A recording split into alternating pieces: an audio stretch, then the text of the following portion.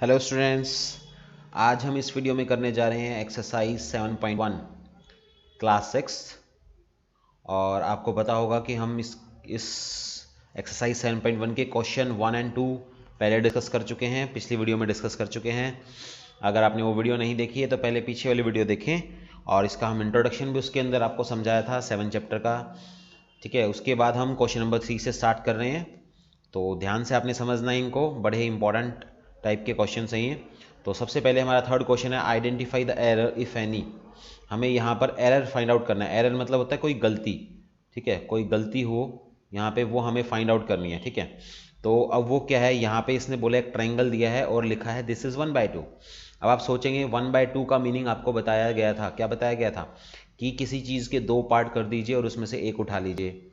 ठीक है, तो यहाँ पर अगर देखा जाए तो इसने इस ट्रायंगल के दो पार्ट किए हुए हैं और उसमें एक को शेड किया हुआ है। वैसे देखा जाए तो ये 1/2 को रिप्रेजेंट कर रहा है। बट एक बात मैं आपको बताता हूँ, आपको फ्रैक्शन का इंट्रोडक्शन कराते वक्त भी मैंने आपको बताया था कि 1/2 जब हम करते हैं तो इट मीन्स हमने जिस भी चीज़ के दो पार्ट किए हैं वो दोनों इक्वल पार्ट्स किए हैं। हमेशा इसका मतलब होता है इक्वल पार्ट्स। बट यहाँ आप ध्यान से देखोगे तो ये दोनों पार्ट इक्वल नहीं है, अनइक्वल पार्ट्स है, तो दिस इज द एरर। तो ये एरर है। ठीक है, यही चीज़ हम यहाँ देखेंगे एक बार। यहाँ पे लिखा हो 1/4, दिस इज 1/4। अभी मैं आंसर लिखाऊंगा आपको कैसे लिखना है। दिस इज 1/4, ये 1/4 है। अब वही बात यहाँ पर आपको दिखेगी कि देखने को तो आपको दिखाई दे रहे हैं कि ये चार पार्ट्स बनाए हैं, बट इसमें भी पार्ट्स हमारे इक्वल नहीं है। जबकि 1/4 का मीनिंग होता है कि हमने 4 इक्वल पार्ट्स किए हैं। ठीक है, यही चीज़ यहाँ पर रहेगी। 3/4 का मीनिंग होता है कि हमने किसी चीज़ के 4 पार्ट करके 3 उठा लिए उसमें से। ठीक है, तो 4 पार्ट तो हैं और उसमें से 3 भी उठा रखे हैं, 3 को शेड किया हुआ है, नो प्रॉब्लम। बट प्रॉब्लम क्या है कि ये चारों पार्ट्स इक्वल नहीं हैं। तो इस पूरे थर्ड क्वेश्चन के अंदर तीनों ही पार्ट्स जो हैं उसमें एक ही टाइप की प्रॉब्लम है। वो प्रॉब्लम ये है कि these parts are not equal. तो एरर हम इसमें क्या लिखेंगे, इसका जो आंसर होगा, इसका जो सोल्यूशन होगा उसमें हम लिखेंगे these given parts are not equal। ये जो आपको गिवन पार्ट्स दिखाई दे रहे हैं, जो पार्ट्स गिवन है वो इक्वल नहीं है, दिस इज द एरर, यही एरर है हमारा।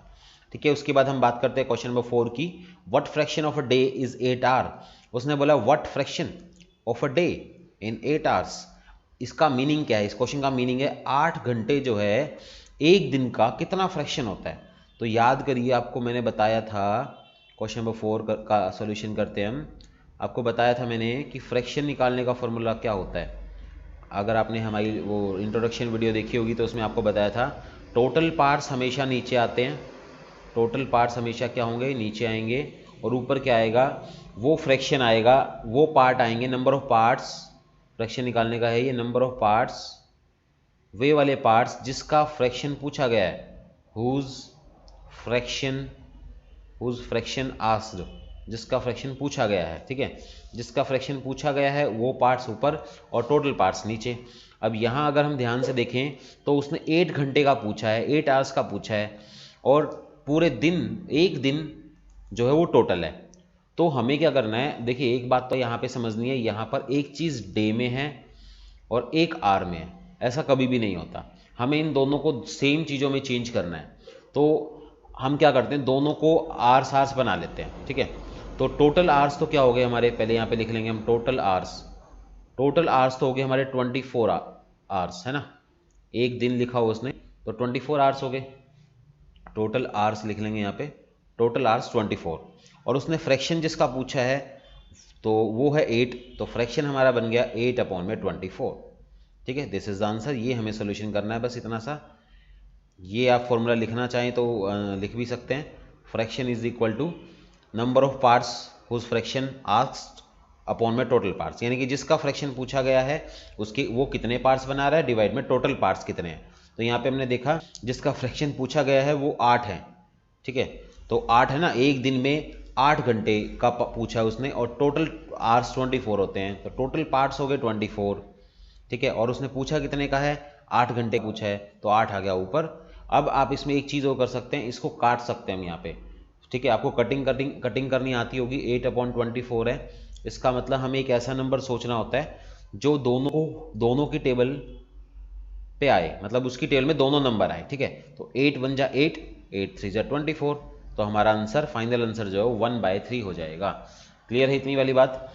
इतनी बात समझ में आ गई आपको? ये कटिंग करना भी आपको आ गया होगा। तो ये तो हमने कर लिए हैं question number 3 and question number 4। उसके बाद हम आते हैं क्वेश्चन नंबर 5 पे। क्वेश्चन नंबर 5 मैं आपको करा देता हूँ। देखिए क्वेश्चन नंबर 5 रीड कर लीजिए आप, क्या है? What fraction of an hour is 40 minute. उस क्वेश्चन में ये बोला है कि 40 मिनट जो है वो 1 घंटे का कौन सा पार्ट होता है, फ्रैक्शन बनाना है उसका, ठीक है। व्हाट फ्रैक्शन ऑफ, फ्रैक्शन बना के दिखाओ, किसका फ्रैक्शन बना के दिखाओ? 40 मिनट का, 40 मिनट जो 1 घंटे का कितना फ्रैक्शन होता है, मतलब हमें ये बनाना है। तो ये क्वेश्चन बिल्कुल सिमिलर टू क्वेश्चन नंबर 4 ही है। वहाँ पे हमारे पास डे और आवर्स थे, वहाँ पे हमारे पास क्या थे? डेज थे और आवर्स थे। अब हमारे पास क्या है? अब हमारे पास मिनट और आवर्स है, ठीक है। तो आपने सिंपल सा वही काम करना है, कोई अलग चीज़ नहीं है। क्वेश्चन नंबर 5 करते हैं। देखिए ये क्वेश्चन नंबर 5 का आंसर करेंगे यहाँ पे।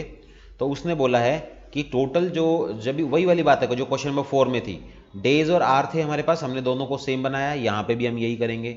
हम यहाँ पे टोटल मिनट लिखेंगे पहले। टोटल मिनट कितनी है? वैसे तो 1 घंटा है, टोटल जो है वो 1 घंटा है, 1 आवर, लेकिन इसको हम मिनट में चेंज करेंगे, 60 मिनट।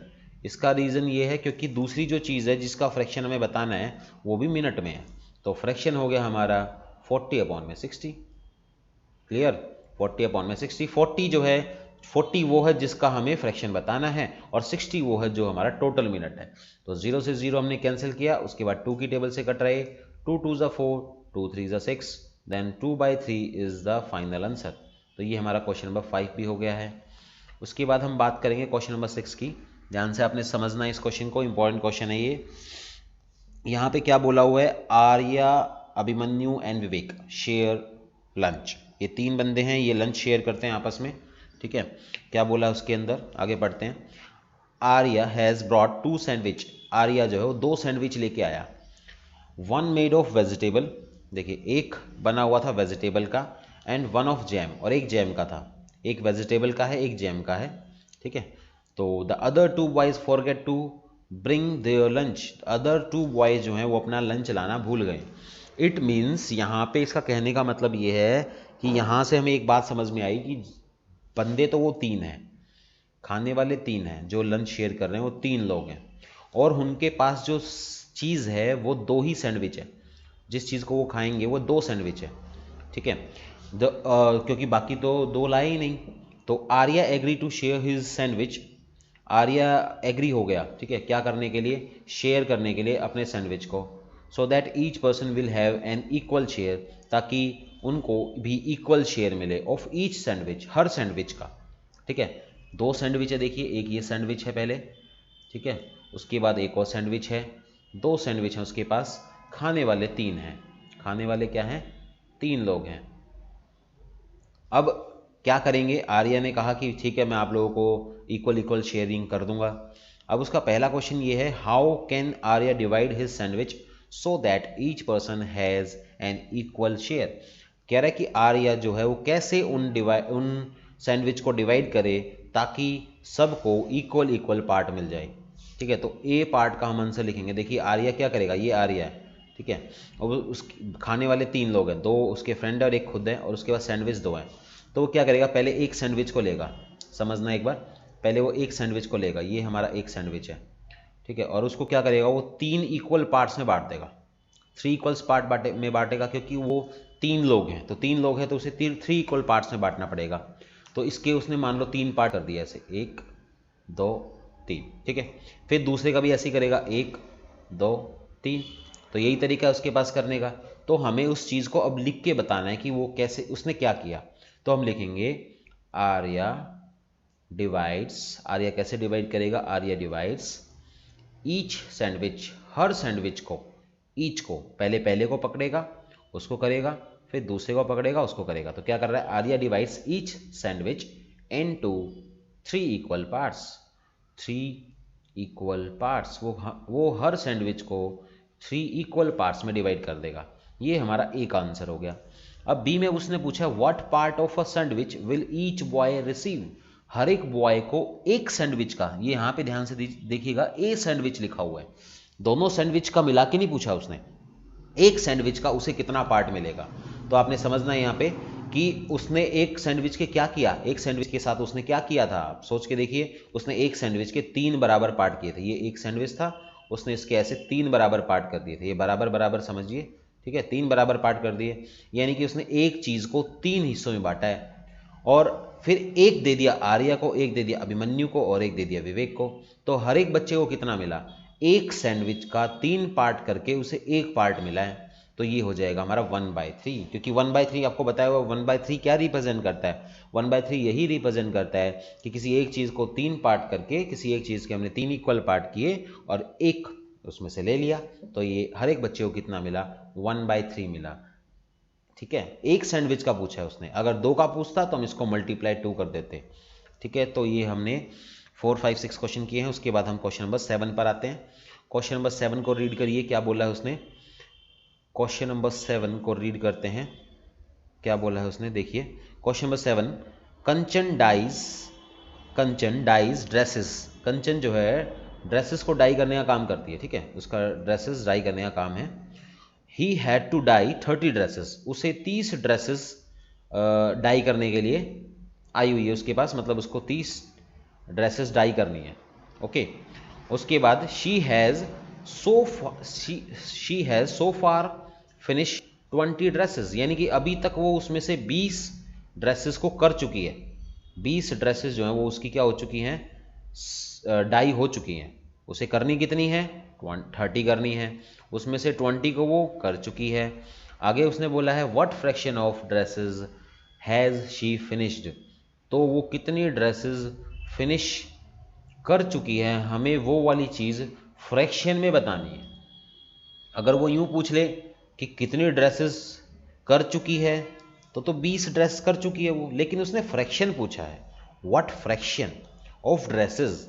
तो देखिए क्या करेंगे हम, क्वेश्चन आंसर नंबर 7 करते हैं हम यहाँ पे, 7 का आंसर। सबसे पहले तो हम लिखेंगे टोटल ड्रेसेस कितनी है। देखिए मैंने आपको एक चीज़ बताई थी पहले भी, फ्रैक्शन निकालने के लिए हमें 2 चीज़ों का पता होना जरूरी है, एक टोटल पार्ट्स कितने हैं, टोटल चीज़ें कितनी हैं, जो भी चीज़ है वो टोटल कितनी है, ठीक है, क्योंकि उसमें फॉर्मूले में टोटल नीचे आएगा, और जिसका फ्रैक्शन पूछा है वो कितने हैं वो ऊपर आएंगे। तो यहाँ पे हमने लिख लिया टोटल ड्रेसेस कितनी है उसके पास, तो टोटल ड्रेसेस उसके पास 30 हैं, और उसमें से कर कितना चुकी है वो, ठीक है। तो हम लिखेंगे शी सो फार फिनिश्ड, ठीक है, शॉर्ट में लिखनी होती है हमें ये, अभी तक वो कितना कर चुकी है, 20 को वो फिनिश कर चुकी है, मतलब डाई फिनिश कर चुकी है, डाई कर चुकी है उनको। तो फ्रैक्शन बताना है हमें, तो फ्रैक्शन का फॉर्मूला वही, जिसका फ्रैक्शन बताना है वो ऊपर और टोटल नीचे। तो ये हो गया हमारा 20/30, 0 से 0 कैंसिल हो जाएगी, आंसर आ जाएगा हमारा फाइनल 2/3। ये तो आज की इस वीडियो में हमने क्वेश्चन नंबर 3 से लेके 7 तक के क्वेश्चन कर लिए हैं। इस वीडियो में हम इतना ही करते हैं। ये हमारी एक्सरसाइज 7.1 थी, जिसके हमने क्वेश्चन नंबर 3 से लेकर 7 तक के किए हैं। उसके बाद जो हमारी नेक्स्ट वीडियो होगी उसके अंदर हम इस चैप्टर को इस एक्सरसाइज को कंप्लीट करेंगे। Thank you so much.